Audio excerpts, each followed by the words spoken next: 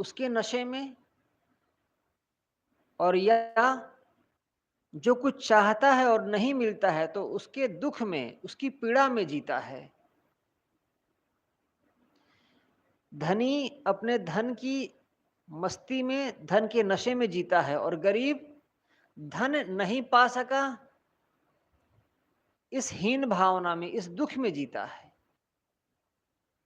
एक को मिल गया तो उसके नशे में, और दूसरे को नहीं मिला तो उसके वियोग में जीता है।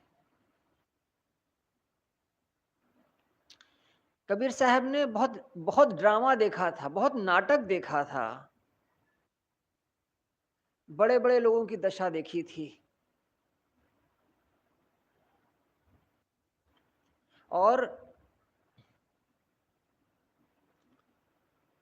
कबीर साहब के जो चेतावनी वाले पद हैं वो उनकी खास पहचान है। भक्तों ने जो कहा, प्रभु की महिमा में कहा।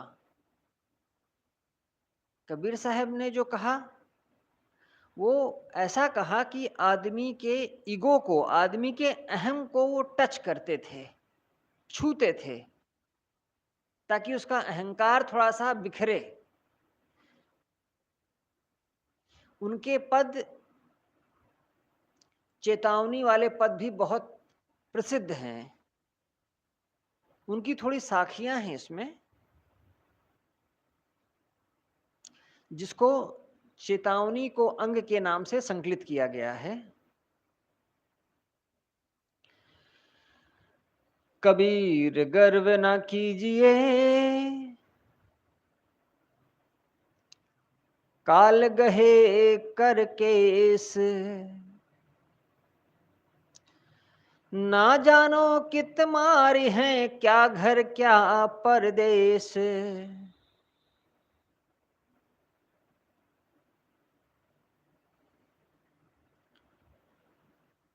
कबीर गर्व न कीजिए, काल गहे कर केस।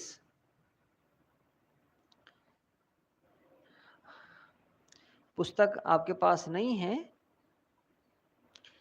इसी एक पुस्तक को देख करके यहां से कहा जा रहा है, इनकी इनके जो शब्द हैं, इन शब्दों को देखिए बस, और शब्दों का अर्थ समझ में आ जाए तो पंक्ति अपने आप प्रकाशित हो जाती है।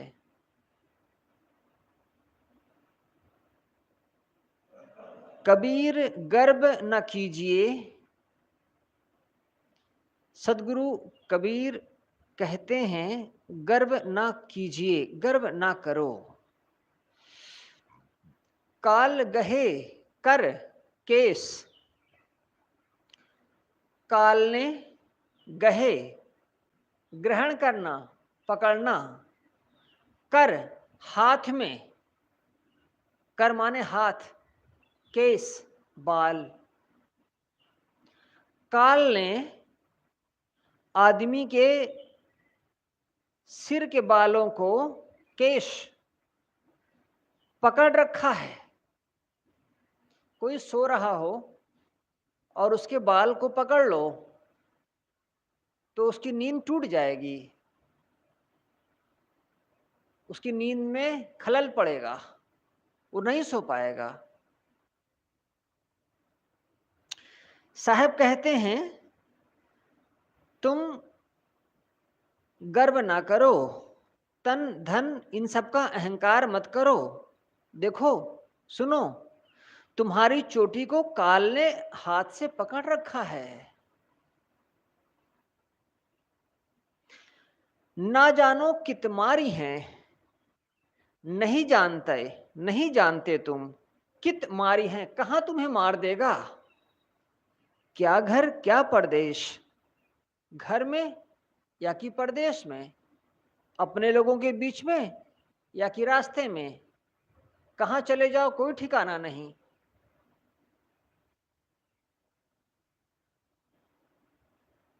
बेंगलोर से एक आदमी हवाई जहाज से बैठा दिल्ली जाने के लिए, और बीच में ही हार्ट अटैक हुआ, और 2 घंटे की यात्रा नहीं तय कर पाया वो आदमी। जब बाहर आया तो उसको लाया गया।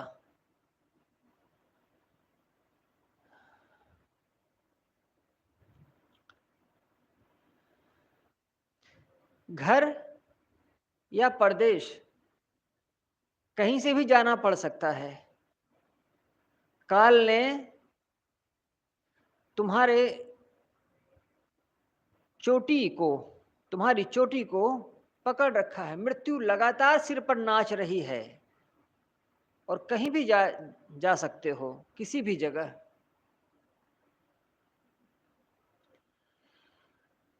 कबीर गर्व ना कीजिए इस जोबन की आस,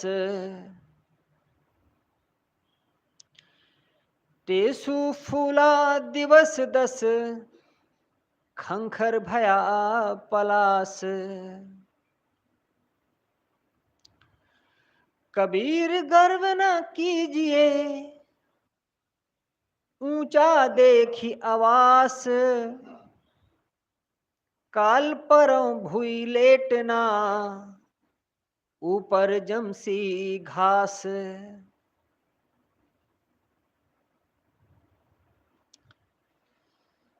कबीर गर्व ना कीजिए इस जोबन की आस। जोबन यौवन, यौवन जवानी। इस जोबन की आस, जवानी बनी रहेगी ऐसा सोच करके अहंकार में मत पड़ो।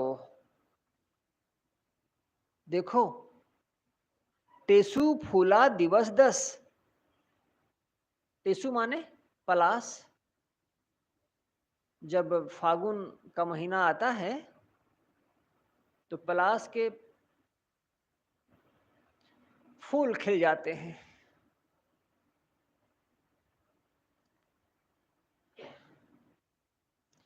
पूरे पेड़ कहीं भी देखें, पत्तियों के बीच में पीले रंग के या सैफरन कलर के, भगवा रंग के फूल खिले रहेंगे।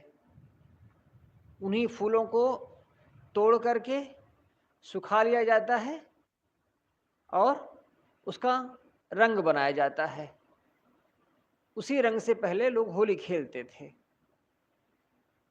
अब केमिकल वाली होली खेलते हैं। बस बहुत थोड़े समय के लिए टेसु फूला दिवस दस, ऐसा समझो कि बस 10 दिनों के लिए मानो फूलों से पलास लद जाता है और फिर खंखर भया पलास। फूल झड़ गए तो खंखर हो गया, उजड़ जाता है। बस ऐसे ही जवानी को समझो।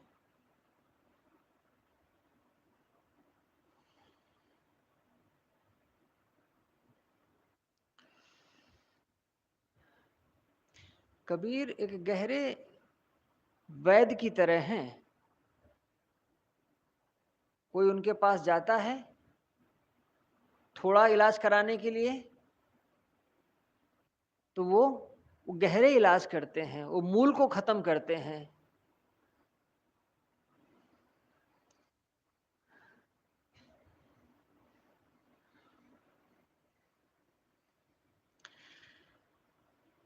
कबीर गर्व ना कीजिए ऊंचा देखिए आवास।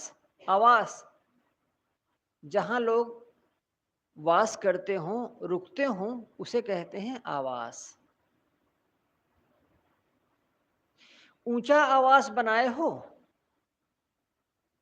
और उसको देख करके गर्व, साहब कहते हैं ऊंचा महल देख करके गर्व ना करो। देखो, काल परों, कल या कि परसों भूमि लेटना, भूमि पर लेटना पड़ेगा, ऊपर जमसी घास, और तुम्हारे ऊपर घास जम जाएगी।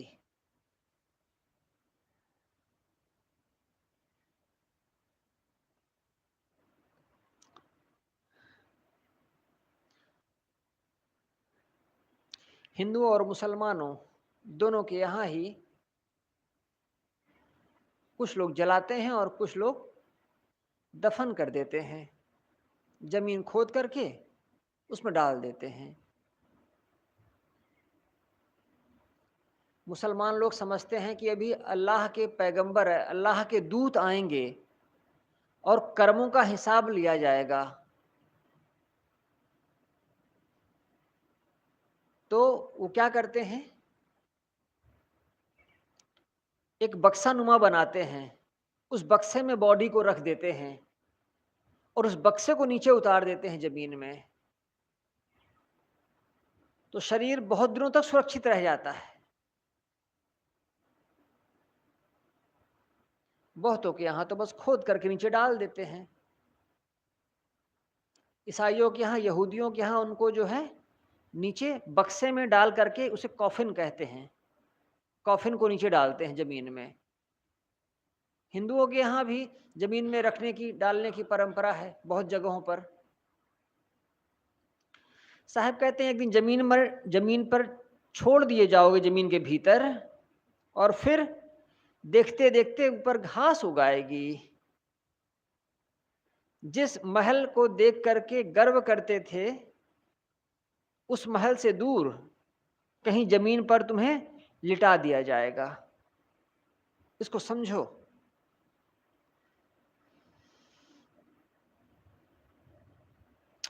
कबीर गर्व ना कीजिए, चाम लपेटी हाड़,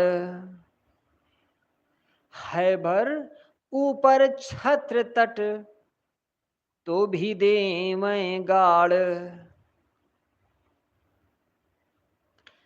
साहब कहते हैं गर्व अहंकार मत करो, चाम लपेटी हाड़, हाड़ हैं, हड्डियां हैं, ऊपर से चाम लपेटा गया है।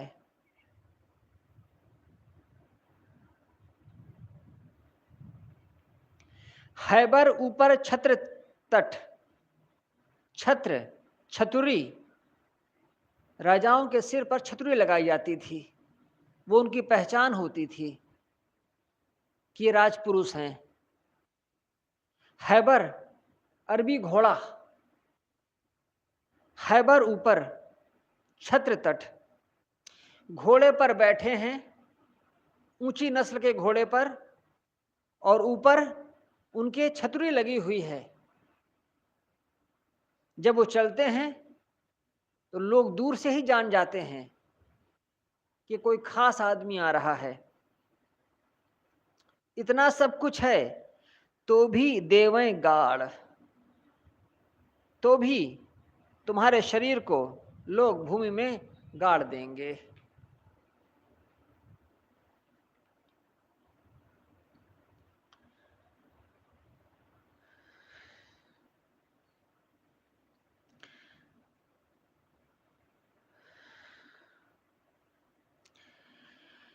कबीर नौबत आपनी,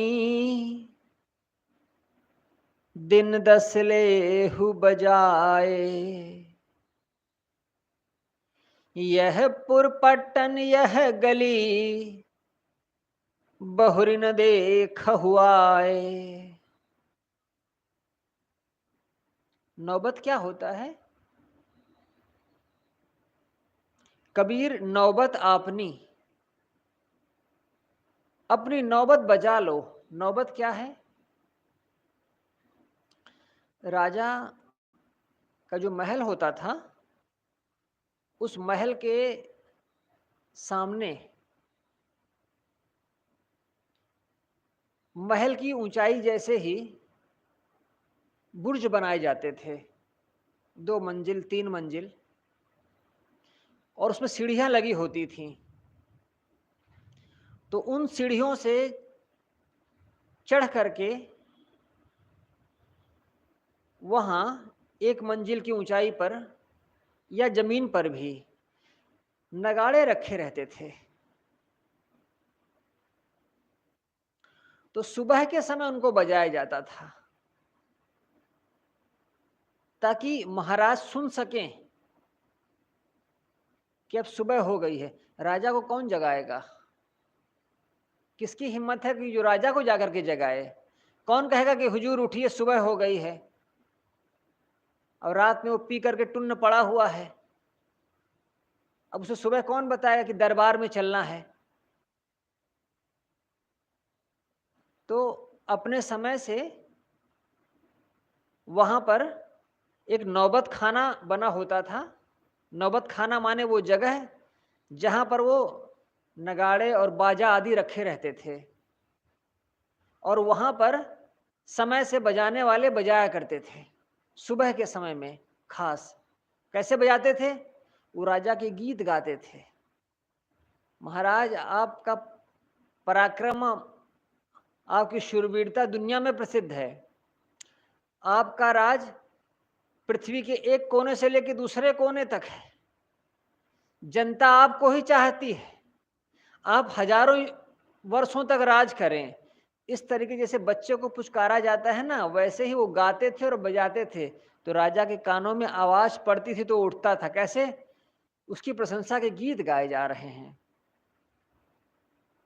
तो ये झूठी चाटुकारिता की जाती थी, गाए जाते थे, इसे ही कहते थे नौबत बजाना और नौबत खाने में जाकर के गाना। साहब कहते हैं, अच्छा, उन्होंने देखा, अभी भी आप देखेंगे महलों के सामने, जब किसी पुरानी जगह पर जाएं, कोई किला है, कोई पुराना महल है, तो थोड़ा सा पैसा खर्च करके वहां एक गाइड को चुन लीजिए। गाइड को चुन लेंगे तो गाइड वहां के विशेषताओं के बारे में बताएगा। अगर गाइड नहीं चुना तो वो महल में जाना माने ऐसे है जैसे कि कोई घूम करके चला आए। उसका कोई इतिहास उसको समझ में नहीं आएगा, जानने का कोई मतलब नहीं बनेगा, क्योंकि वहां कोई बताने वाला है नहीं उसको। वो जाएगा इधर उधर देखेगा, घूम के चला आएगा, उसको समझ ही नहीं आएगा। गाइड को चुन लें, और गाइड वहां से पैसे लेगा, अच्छे पैसे लेता है गाइड। लेकिन वो एक एक चीज के बारे में बताएगा, तब उस जगह का महत्व तो समझ में आता है। दिल्ली में लाल किला है, चले जाएं, आगरे में आगरा फोर्ट है, चले जाएं, समझ में नहीं आएगा। और कोई गाइड को चुन ले, वो बताएगा कि ये रनिवासा था, ये उनका दरबार था, यहाँ वो बैठते थे, यहाँ ये करते थे, यहाँ ऐसे किया जाता था। पूरा का पूरा एक नक्शा चित्र में बना, दिमाग में बना देता है। तब समझ में आता है कि ओ, कैसे वो लोग थे। और अगर कुछ थोड़े से पैसे बचाने के चक्कर में गाइड नहीं किया, तो गाइड माने एक आदमी जो कि सरकार के द्वारा वहां पर रखा जाता है, उसको कुछ पैसे देने होते हैं, बस। वो पैसे ना देने पड़े इसलिए उसको चुना नहीं जाता है। बाकी वहां फिर जाने का महत्व तो समझ में नहीं आता। तो अभी भी सब बना है, नौबत खाना होता है, नगाड़े रखे होते हैं या रखे होते थे, उन्हीं को बजा करके जगाया जाता था। साहब कहते हैं, कबीर नौबत आपनी, तुम, कबीर साहब कहते हैं, तुम अपनी नौबत बजा लो, अपनी नौबत बजवा लो।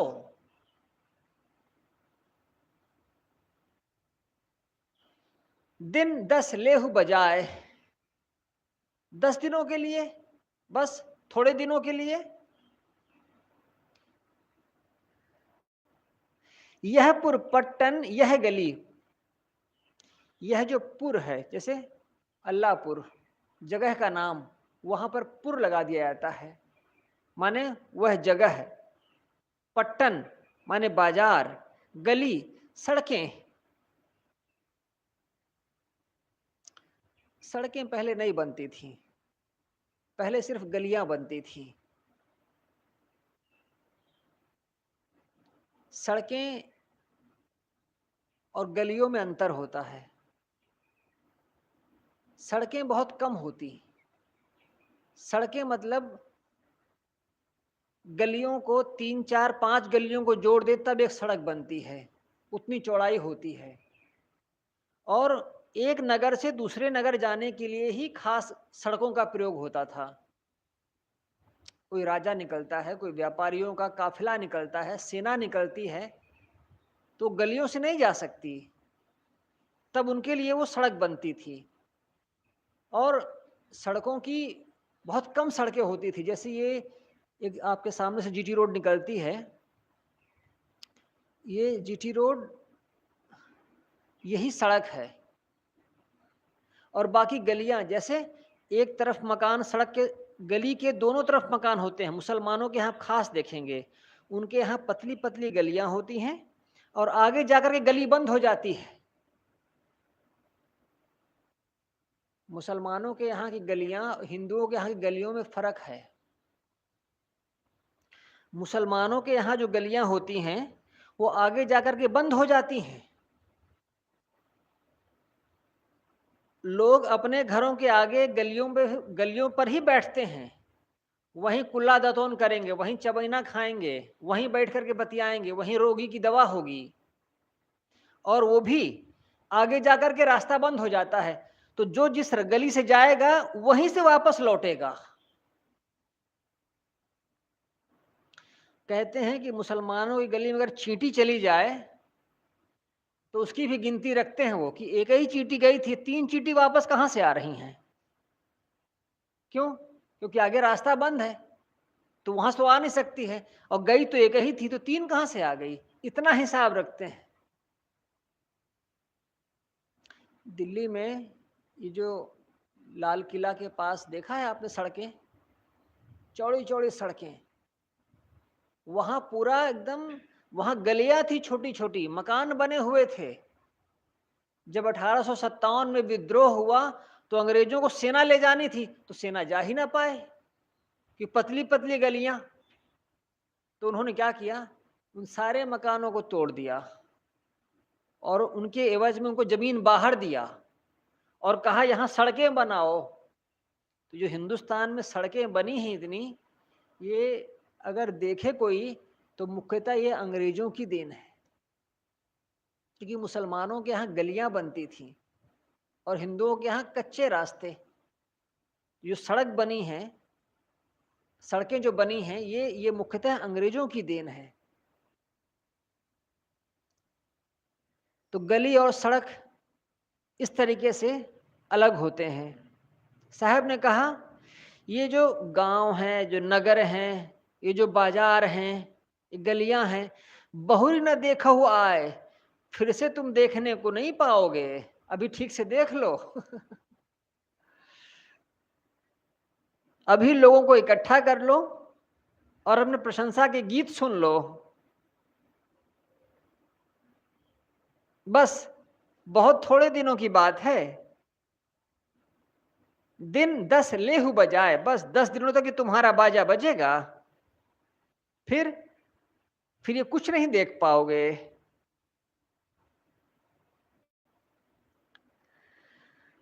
कबीर धूल सकेली के,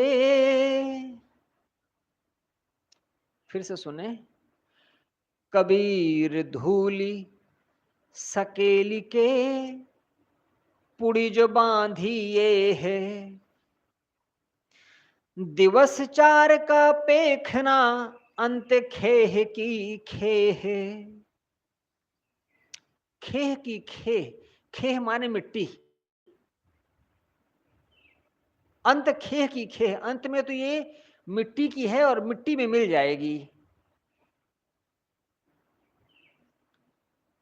कबीर धूल सकेल के, जैसे बच्चे धूल से, धूल माने मिट्टी, मिट्टी से खिलौने बनाते हैं, वैसे ही कबीर धूल सकेल के, सकेलना इकट्ठा करना, धूल को, मिट्टी को बटोर करके एक पुड़िया बांधी है। पुड़ी जो बांधी, ये एक पुड़िया बना दिया है। जैसे छोटे छोटे बच्चे गीली मिट्टी से खिलौने बनाते हैं। साहब कहते हैं ये जो शरीर है ये एक पुड़िया है और ये मिट्टी को बटोरकर बनाई गई है। शरीर आखिर है क्या? अंत में मिट्टी। दिवस 4 का पेखना, दिवस दिन 4, 4 दिनों का पेखना माने देखना। ये शरीर बस 4 दिनों तक दिखने में आता है, उसके बाद अंत खेह की खेह, फिर से मिट्टी हो जाना है।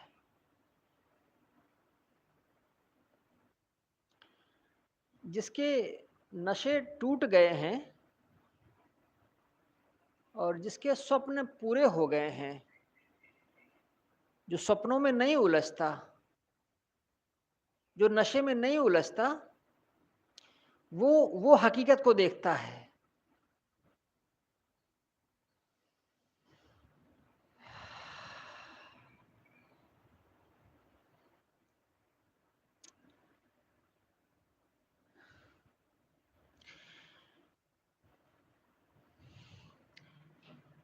कबीर मंदिर लाख का, जड़िया हीरा लाल।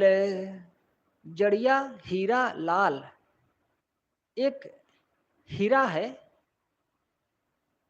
लाल है, लाल माने रतन, वो उस पे जड़ा हुआ है। जैसे कोई मंदिर बनाए और मंदिर में हीरे जड़ दे, और वो मंदिर काहे का है? लाख का है। लाख में अगर आग एक बार लग जाए तो फिर बचेगा नहीं। कबीर मंदिर लाख का, जड़िया हीरा लाल। दिवस 4 का पेखना, बिनस जाएगा काल। बिनस जाएगा काल, कल। यह जो शरीर रूपी मंदिर है और बहुत कीमती जान पड़ता है, और इसमें लाल हीरा जड़ा हुआ है, आत्मा है, जिसके नाते शरीर प्रकाशित है। लेकिन देखना, दिवस 4 का पेखना, बस ये 4 दिन का ही है। 4 दिन तक ही है जगमगाता हुआ शरीर दिखाई पड़ता है, उसके बाद ये नष्ट हो जाता है। कबीर सपने रैन के, उघरियाए नैन। जीव परा बहुलूट में, जाक छुलेन न देन। कबीर सपने रैन के, रैन माने रात, रैन माने रात्रि। कबीर सपने रैन के, जैसे कोई रात में सोए और सपने देखे, वैसे ही इसको समझो। सपने कितने देर तक चलते हैं? थोड़े समय के लिए। अगर कोई करवट भी बदल लेता है तो सपने टूट जाते हैं। कबीर सपने रैन के, उघरी आए नैन। उघर जाना, खुल जाना। रात में कोई सपना देखता था और अचानक उसकी आंखें खुल गईं, तो सपना क्या है? खो जाएगा। अगर आंख खुली तो स्वप्न नदारद। जीव परा बहुलूट में, जा कछु लेन न देन। जीव तो व्यर्थ ही लूट में पड़ा हुआ है, इसका कुछ कुछ लेना देना नहीं, इसको कुछ मिलना नहीं। मालिक अपने घर पर है और उस नौकर से कहा जाओ दुकान खोलो और दुकान चलाओ, और नौकर बहुत मेहनत से दुकान चला रहा है। जब मालिक आ जाएगा तो नौकर को कुछ नहीं मिलेगा। मिलेगा मालिक को ही। नौकर को क्या मिलेगा? कुछ नहीं मिलेगा। कोई स्वप्न देख रहा है और उसमें बहुत कुछ उसको मिल रहा है,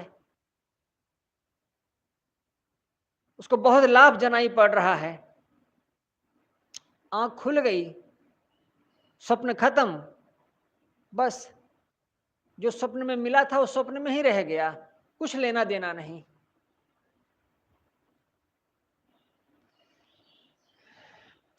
जागने पर जैसे सपने का पाया हुआ सब कुछ खो जाता है, वैसे ही मरने पर यह जो कुछ पाया जाता है सब कुछ व्यर्थ हो जाता है।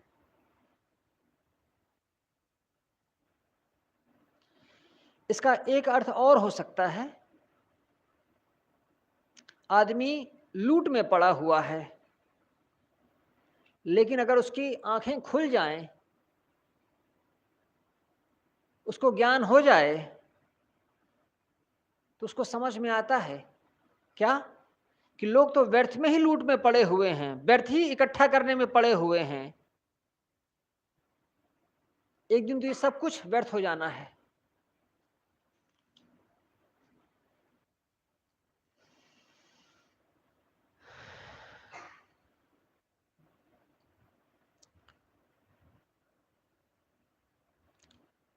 कबीर खेत किसान का मिर्गन खाया झारी, खेत बिचारा क्या करे, धनी करे नहीं बारी। एक खेत है, एक किसान का खेत है, किसान ने फसल लगा रखी है, फसल उसने लगाया और अपने घर चला गया, तो हुआ क्या? मिर्गन खाया झारी। मिर्गन, मिर्गन माने मृगा नहीं, मिर्गन माने जंगली पशु, नील गाय। नील गाय आकर के उसके खेत को खा गए। नील गायों का झुंड आया और किसान के खेत की फसल को खाकर नष्ट कर गए। साहब लिखते हैं, खेत बिचारा क्या करे, धनी करे नहीं बारी। खेत को कोई चर गया तो खेत का क्या नुकसान, धनी करे नहीं बारी। जो धनी है, जो खेत का मालिक है, वो उसकी रक्षा नहीं करता। खेत की रक्षा खेत का मालिक नहीं करता है, तो खेत का क्या दोष?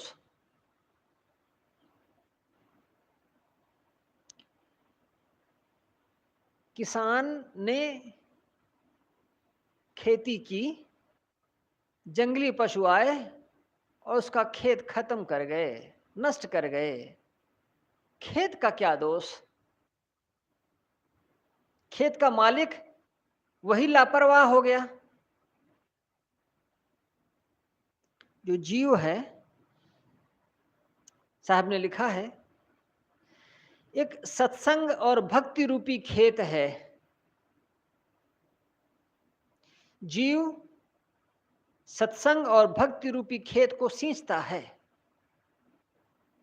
लेकिन असावधानी में उसने अपने मन और अपनी इंद्रियों को और विषयों को छूट दे रखी है। तो होगा क्या?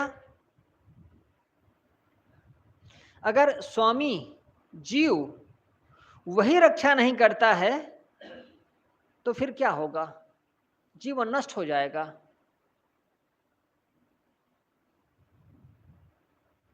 ये मन, इंद्रियां और विषय भोग इसके जीवन को खोखला कर देंगे। बस जिम्मेदारी किसकी है? जीव की है, स्वामी की है, वही इसकी रक्षा करे। ये थोड़ा थोड़ा करके जैसे होगा कहा जाएगा। साहेब बंदगी। साहेब वंदन है गुरुदेव तुमको, वंदन है गुरुदेव, है गुरुदेव